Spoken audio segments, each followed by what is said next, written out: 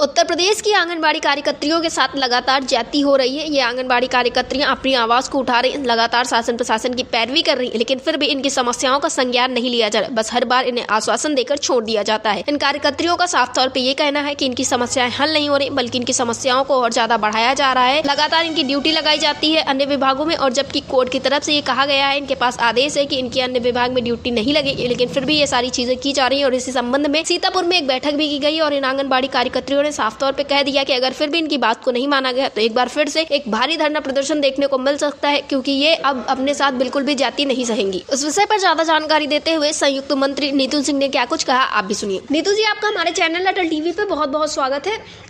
नीतू जी, जैसा कि देखने को मिला, आंगनबाड़ी कार्यकर्तियां उपचुनाव को देखते हुए अभी चुप बैठी हुई थी, क्योंकि उपचुनाव में आचार संहिता लगी हुई थी और कार्यकर्तियों ने कोई ऐसा कदम नहीं उठाया जिससे चुनाव में या फिर और किसी चीज में बाधा है। लेकिन सरकार फिर भी इन कार्यकर्तियों का बिल्कुल भी ध्यान नहीं दे रही। आप लोग शांतिपूर्ण तरीके से धरना प्रदर्शन किए, फिर भी समस्याओं का हल नहीं किया गया। तो अब उपचुनाव के बाद आप लोगों ने क्या कुछ सोच के रखा है? उपचुनाव के बाद अब जो हमारे प्रदेश के अध्यक्ष जी कहेंगे, जो कि प्रदेश के हमारे बड़े लीडर हैं, जो कहेंगे वही होगा। और हम लोग तो समझते कि ये सरकार है, बाधा ना उत्पन्न करे, शांतिपूर्वक तरीके से अपनी मांगों को हमने माना। लेकिन सरकार तो अंधी है, कोई भी सरकार है, कभी इस सरकार में भला नहीं हुआ, किसी भी सरकार में आंगनबाड़ी का भला नहीं हुआ और जातियां बढ़ती जा रही है आंगनबाड़ी वालों के ऊपर। जी नीतू जी, इसी के साथ देखने को यह भी मिला कि आज सीतापुर में एक बैठक की गई है। ये बैठक किस संबंध में की गई है? अरे, सीतापुर में बहुत ज्यादा आंगनबाड़ी के ऊपर अत्याचार हो रहा है, आंगनबाड़ी बहनों के ऊपर, जहाँ पे बीएलओ की ड्यूटी लगा दी गई है जी। और ड्यूटी काटने का मतलब अभी अधिकारियों के पास गए लोग तो बताया गया कि आप जो है इस्तीफा दे दीजिए, विभाग से इस्तीफा देती है तो ड्यूटी कटेगी, वरना ड्यूटी नहीं कटेगी। इसमें से दो बहनें हमारी ऐसी हैं कि जिनकी दोनों किडनी, एक की तो दोनों किडनी खराब है और एकदम पूरी शरीर, पूरा पेट और सब स्वेलिंग आ गया है जी।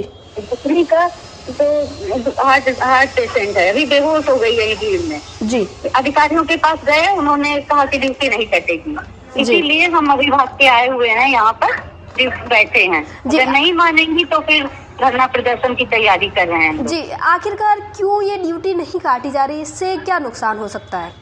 हम लोगों के पास शासनादेश है, कोर्ट से भी जीते हैं हम लोग की अदर विभाग में ड्यूटी ना लगाई जाए। हमारे प्रमुख सचिव का भी आदेश है और सचिव सब, मतलब आदेश है, हमारा विभागीय आदेश है कि अदर विभाग में ड्यूटी नहीं लगाई जाए जी। सब भी ड्यूटी लग रही है सबकी जी। तो एक तरफ से देखा जाए तो आंगनबाड़ी कार्यकर्तियां प्रदर्शन भी करती हैं, सब कुछ करती हैं, वो भी एक दायरे में रह के, फिर भी शासन प्रशासन आप लोगों की तरफ बिल्कुल भी ध्यान नहीं दे रही है, आप लोगों की समस्याओं का संज्ञान नहीं ले रही है।